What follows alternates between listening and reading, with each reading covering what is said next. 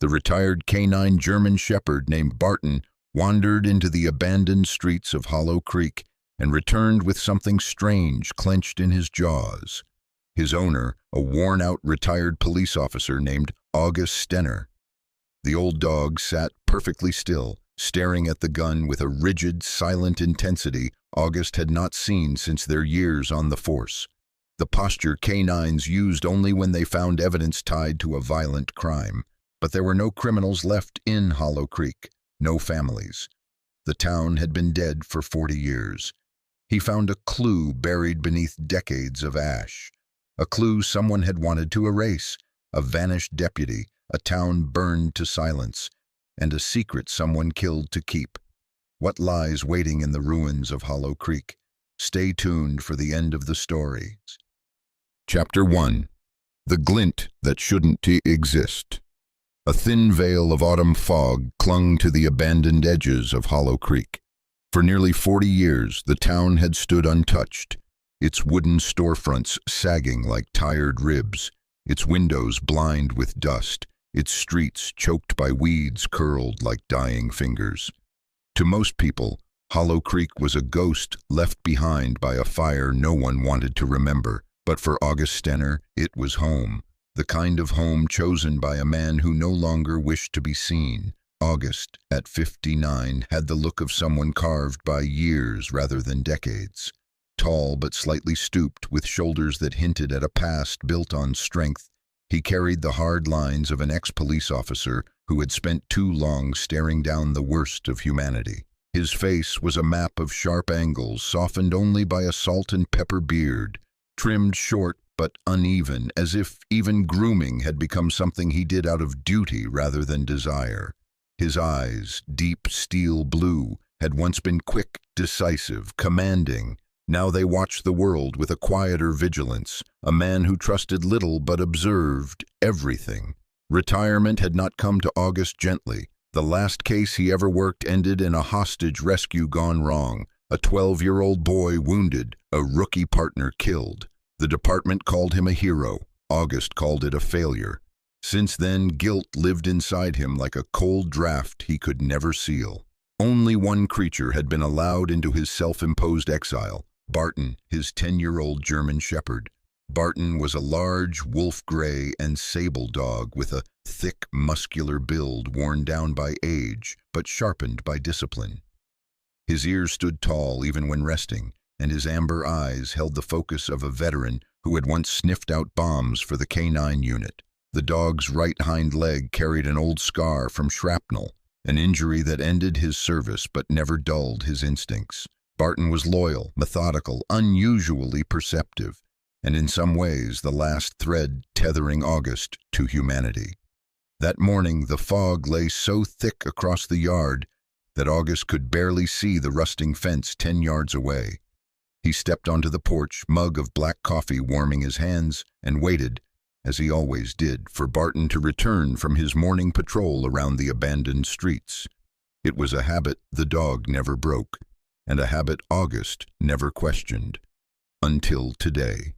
A shape emerged from the fog, low, deliberate, and moving with an intensity August hadn't seen in Barton since their days on the force. The dog's gait was stiff with purpose, not curiosity. As he climbed the porch steps, August's breath caught in his throat.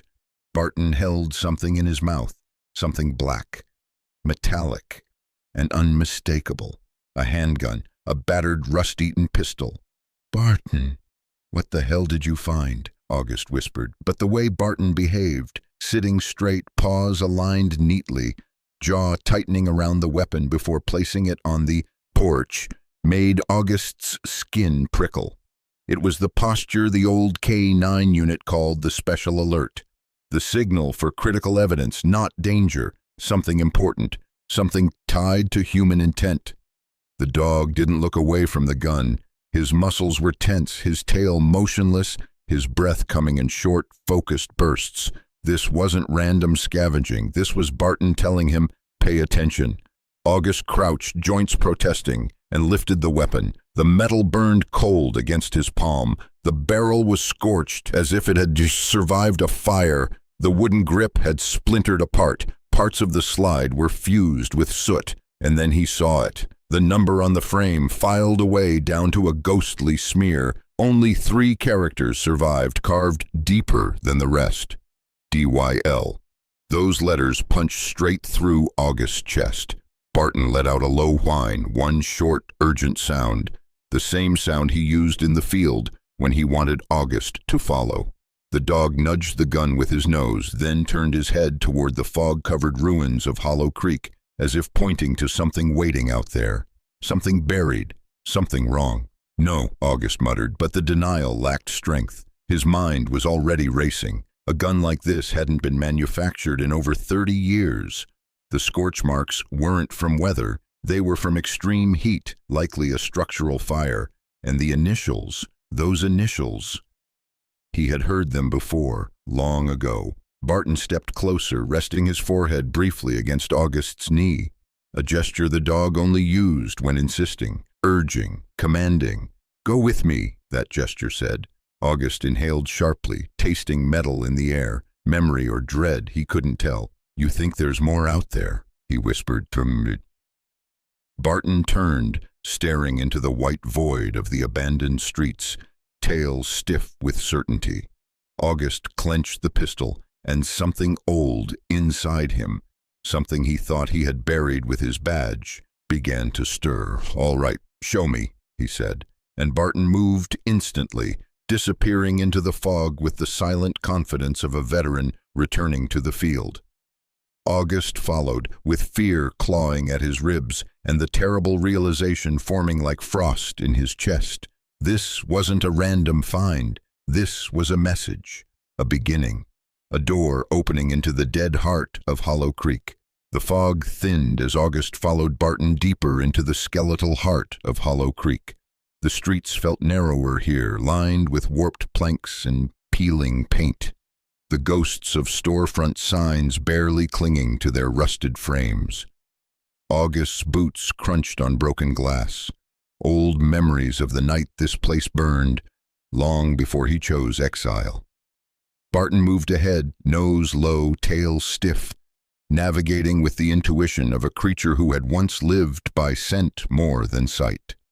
The farther they went, the more August felt that premonition inside him tighten, a feeling he hadn't allowed himself to feel since he retired, the certainty that the past was rising. Barton led him to Elmer Street, a strip of cracked asphalt swallowed by weeds, ending at a row of abandoned houses. Number 7 leaned sideways like a man too tired to stand. A skeleton of charred beams, walls collapsed inward, the faint smell of old smoke still lingering. House number 7 had been central to a long-buried investigation, and August had sworn he would never set foot near it again. But Barton ignored his hesitation, planting himself beside the blackened porch steps and scraping at the ground with urgent, rhythmic strokes. August knelt beside him, brushing aside ash and brittle soil until his fingers struck a melted sheet of plastic. He peeled it open, and a wave of familiarity stung his chest. Inside the burnt wrapping lay a warped police badge, discolored by fire, a fragment of a name strip, barely readable but unmistakable, Deputy Silas Dilmer, and a photograph, edges curled, showing a young officer with bright hazel eyes, clean-shaven cheeks, and an earnest grin. August stared at the name, Dilmer, D-Y-L. The letters scraped into the scorched pistol. He swallowed hard. Silas Dilmer had been the youngest officer in Hollow Creek. 24, idealistic, sharp-minded, always scribbling theories in his notebook. Short brown hair, dusting of freckles, a lanky frame that made his uniform look slightly too large. People liked him. Kids trusted him. And in 1985, Silas vanished without explanation. The department declared him absent without leave. The town gossiped that he'd run from debt or shame. But August remembered the night they searched for him, remembered the tension among the officers, the way certain men avoided eye contact. Something had always felt off. Barton nudged August's arm, urging him to stand.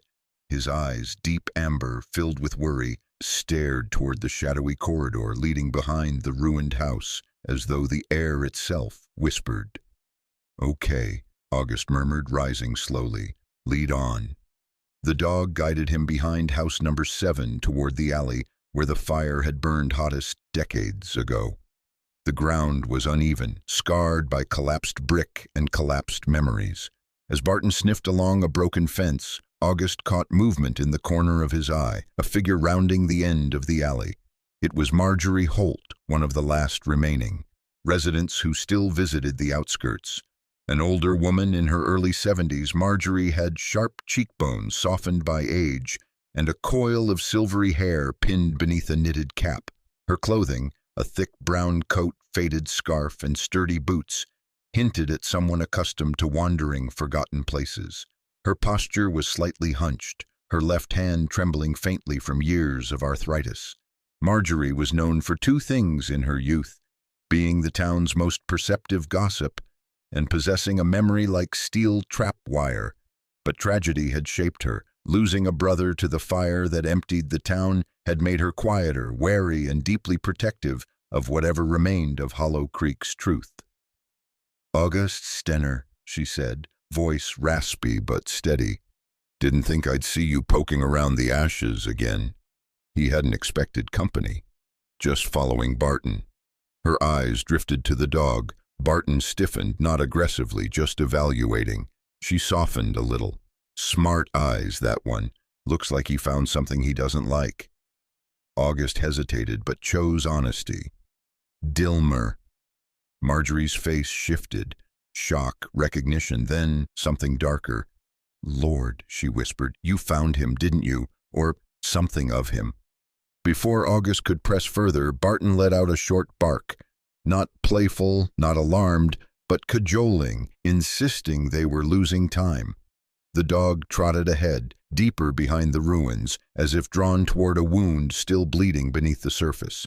Marjorie's brows knit together. "He's following a trail, but you better be careful, August. That fire didn't take the town by accident." "What are you implying?" Marjorie shook her head, eyes misted with old fear. "I'm not implying anything, I'm remembering." But she didn't explain.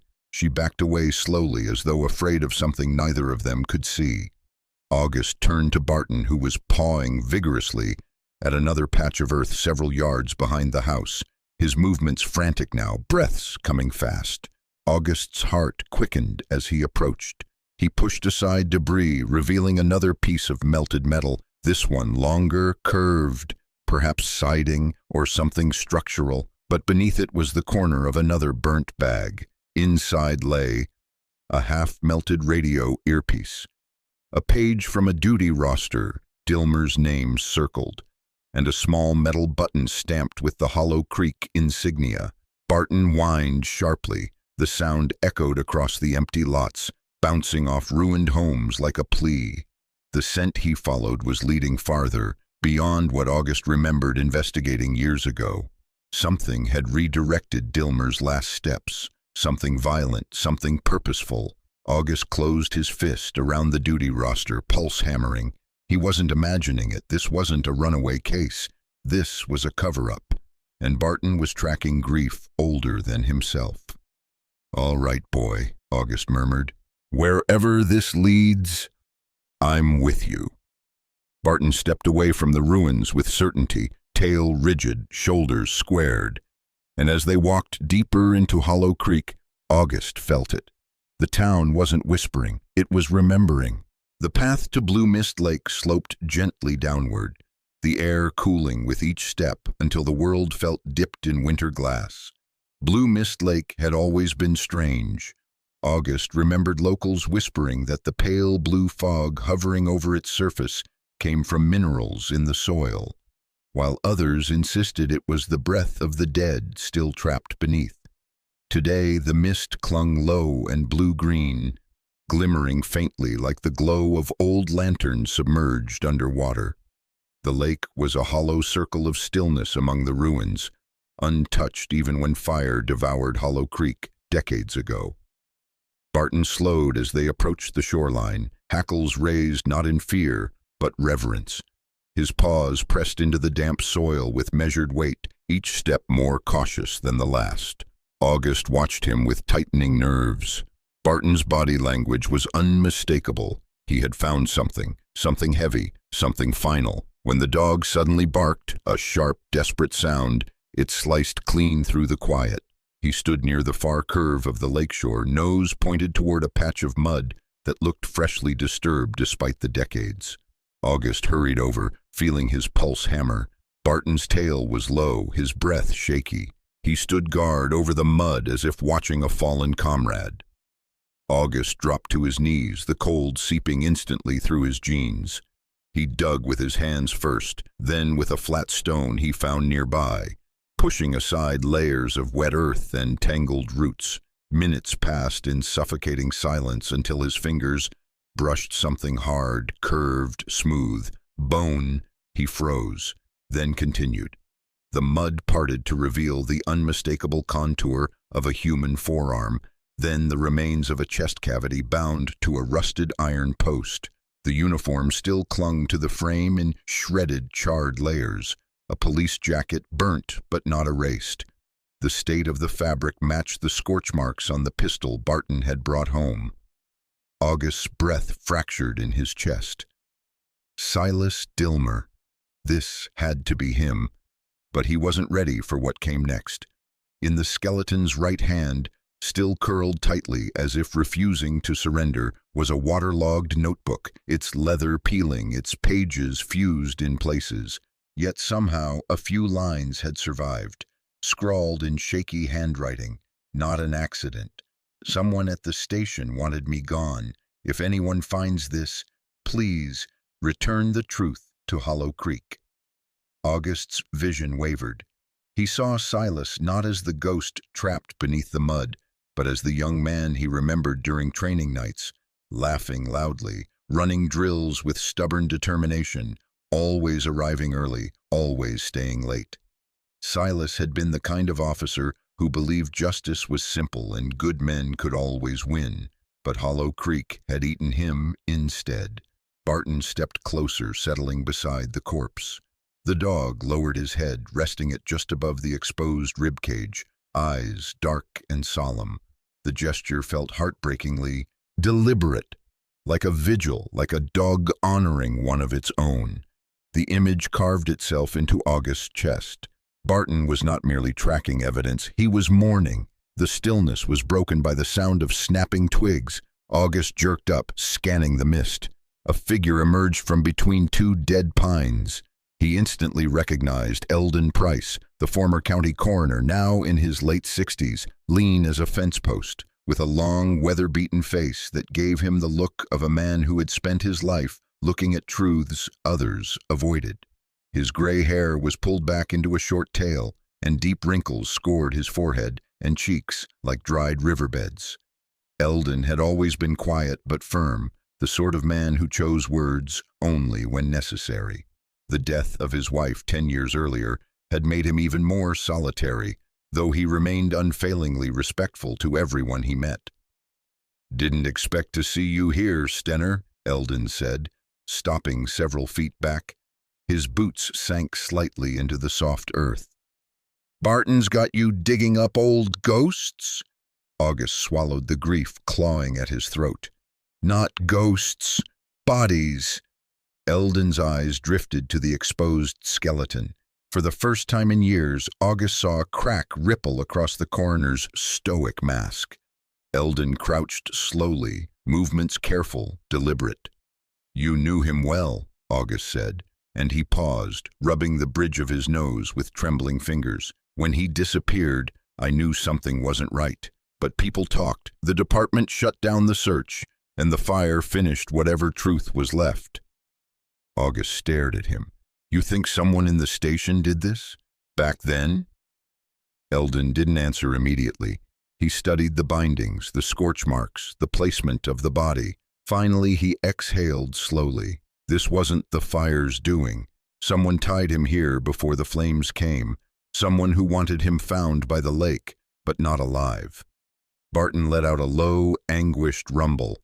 August felt the same sound vibrating inside his own ribs. He looked down at the notebook again. "Return the truth to Hollow Creek." The plea felt like a command issued across decades. For a long moment, the three of them, man, dog, and coroner, stood quietly beside Silas Dilmer's final resting place. The blue mist curled slowly around them, as if the lake itself were holding its breath. August finally spoke, voice roughened by resolve. "We're not leaving him here, and we're not letting whoever did this stay buried." Barton lifted his head, amber eyes burning with agreement.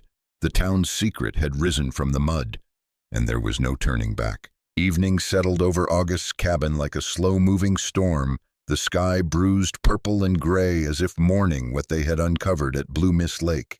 The air tasted of damp pine and distant smoke, phantom reminders of the night Hollow Creek burned. August sat at the edge of his kitchen table, the dim lamp above casting a tight circle of yellow light over the notebook pulled from Silas Dilmer's skeletal hand. Next to it lay the scorched pistol Barton had brought home, the carved initials DYL, a cruel echo of the past. August's fingers moved through the warped pages, reading and rereading Silas's final entries. One name surfaced repeatedly, written in fragmented panic, sometimes underlined, once scratched so deep the pen tore the paper. Marshal Quentin Rourke. Rourke had been more than August's superior back then. He had been a towering figure in law enforcement, a man with broad shoulders, a square jaw dusted with coarse gray stubble, and eyes so pale they looked almost metallic. His skin had the leathered texture of someone who spent more time outdoors than indoors, and his voice carried the rough gravel of too many whiskey-soaked years. Rourke was respected, feared, admired, depending on who told the story. He also had a temper, a dangerous one, the kind that flared like dry grass catching fire. If he felt challenged, even slightly, he would cut a man down with words sharpened like knives, unless the knives didn't work, and then he had other ways. Life had worn him into someone colder. The loss of his wife from an unsolved hit-and-run 10 years earlier hardened him further, souring what little warmth he had left and leaving only ambition and iron rigidity. And now Rourke's name lived inside the last words of a dead deputy. August closed the notebook. There was no escaping what came next. Barton, lying near the front door, lifted his head as August stood, his amber eyes tracking every movement with alert intensity. The dog sensed the shift, the tension, the resolve, the storm in his master's chest. "Come on, boy," August said quietly. "We're finishing this." They drove into the night. The road leading out of Hollow Creek wound through forest and forgotten farmland before joining the outskirts of a neighboring city. There, tucked behind an industrial district and an old rail spur, stood a modest one-story house with stone siding and a sagging porch. It belonged to Marshal Quentin Rourke, retired, reclusive, and still living in the shadow of a badge he no longer wore. The house's windows glowed faintly, the porch light left on, though moths fluttered around it like dying stars. August parked at the curb. Barton leaned forward between the seats, ears rigid, lips pulled back just enough to show warning teeth. His entire body vibrated with an instinctual message. Danger. August knocked. Silence, then footsteps, slow, heavy, dragging slightly as if pulled along by reluctance. The door cracked open. Rourke stood behind it, his tall frame filling the space like a blockade. Age had not diminished him.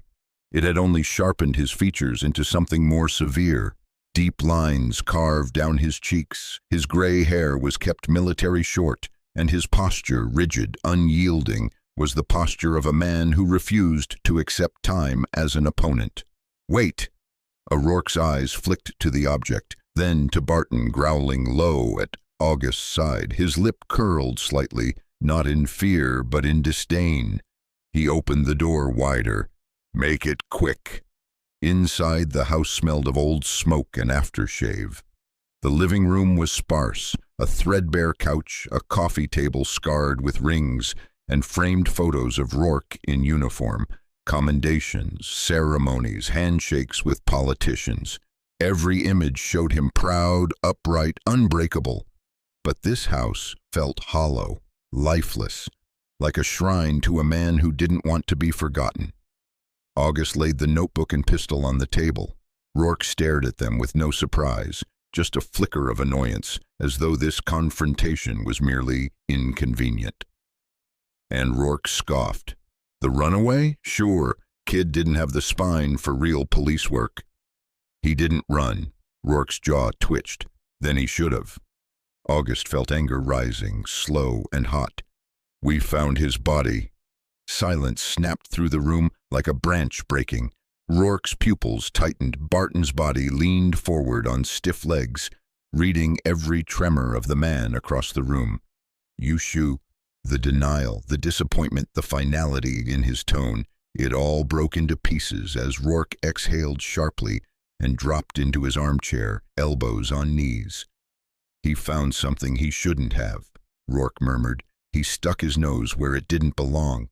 There was corruption, small, manageable, but the boy wouldn't stop digging. He thought truth mattered more than stability. You framed him, August said. Rourke didn't look up. I neutralized a threat. Weak men shouldn't shape the world. They crumble and ruin everything. And the fire? Rourke finally met August's eyes. A cleanup. The town was already dying. I just finished the job. Barton growled, loud now, stepping between August and Rourke. Rourke chuckled humorlessly. That dog's got more sense than you ever did. The confession hung in the room like smoke, thick, choking, irreversible. August's stomach tightened. He felt sick, furious, hollow. Barton pressed against his leg, a living anchor in the chaos. You murdered him, August whispered. You murdered your own deputy. Rourke didn't deny it. He simply leaned back, eyes dead and flat. Sometimes you do what's necessary. Barton barked once, a sharp, explosive sound, before August grabbed the notebook and pistol, stepping backward toward the door. He had all he needed.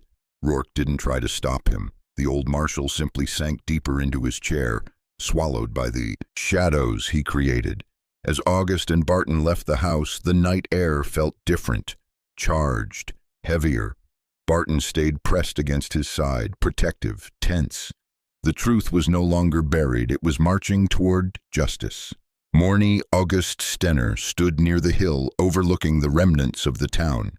The great oak tree at its center, scarred, split, yet miraculously alive, waited quietly. It was the last living witness to the fire that changed everything. Its branches twisted upward, half burnt but still reaching for light, much like the man who now approached with a bundle wrapped in a gray blanket. Barton walked beside him with a slow, respectful gait. The old German shepherd's fur shimmered with streaks of silver under the rising sun, and though age weighed on his joints, it did nothing to dim the sharpness in his eyes.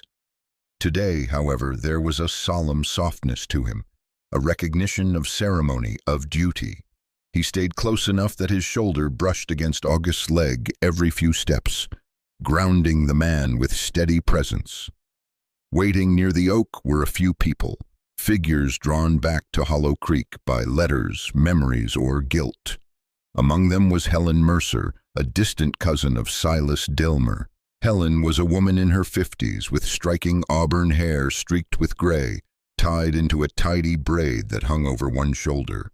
Her frame was slim but strong, the kind of strength earned from years working as a nurse in an understaffed rural clinic.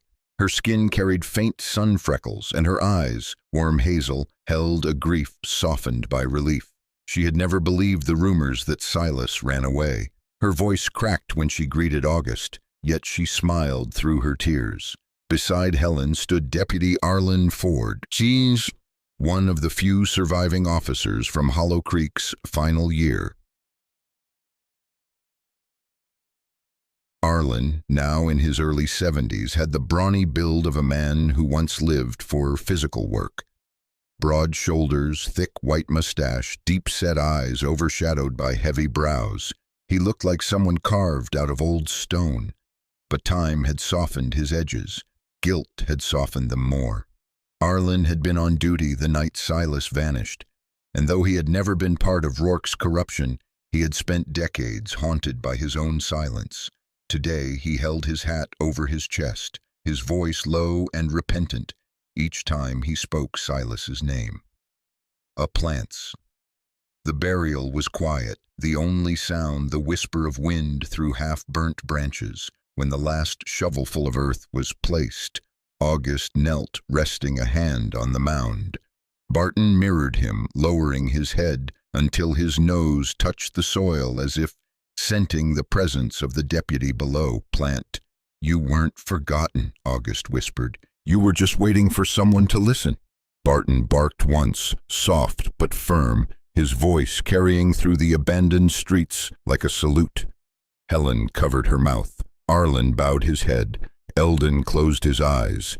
Justice, long delayed, settled over them like the first light after a storm. That evening, as the sun dipped into a violet horizon, August drove to the federal field office in the neighboring city. Inside, he handed over Silas's notebook, the pistol, and his recorded statement. The agent assigned to the case was Special Agent Nathan Cade, a man in his late 30s with a calm, analytical demeanor. Nathan had a clean-shaven jaw, neatly parted dark hair, and the kind of posture that hinted at disciplined efficiency. He listened intently, tapping a pen against his notebook with precise rhythm, asking pointed questions without judgment. Nathan's voice carried a quiet steel when he said, "Marshal Quentin Rourke will be taken into custody tonight. You have my word, Mr. Stenner. Justice will not be delayed again." Afterward, August returned to Hollow Creek. Night settled softly, dimming the ruins but leaving the oak tree silhouetted like a guardian against the stars. He walked back to Silas's grave, Barton at his side, both of them breathing in the peaceful quiet. The town remained abandoned, its buildings hollow and fragile, but something had changed. The shadows no longer felt suffocating, the silence no longer felt accusatory. This place had been built on secrets and destroyed by them, but for the first time in 40 years, truth had rooted itself beneath the old oak. August looked at Barton, who gazed back with unwavering loyalty. "Come on, boy," he murmured. "We did what we came to do." Barton wagged his tail once, slow and dignified. And as they walked away from the grave, Hollow Creek seemed to breathe again, lighter, freer, carrying the faintest shimmer of light back into its broken streets. Sometimes in the quietest corners of this broken world, in abandoned towns, in forgotten names, in the lonely hearts of old soldiers and faithful dogs, God still writes his miracles. They do not always arrive with thunder or blinding light. Sometimes they come softly, carried on the paws of a loyal companion, or whispered through the wind in a place long left behind. August and Barton discovered that justice delayed is never justice denied, not when the truth is guided by a hand far greater than ours. And maybe that is the lesson for all of us. No matter how many years have passed, no matter how silent the world becomes, God never truly forgets his children.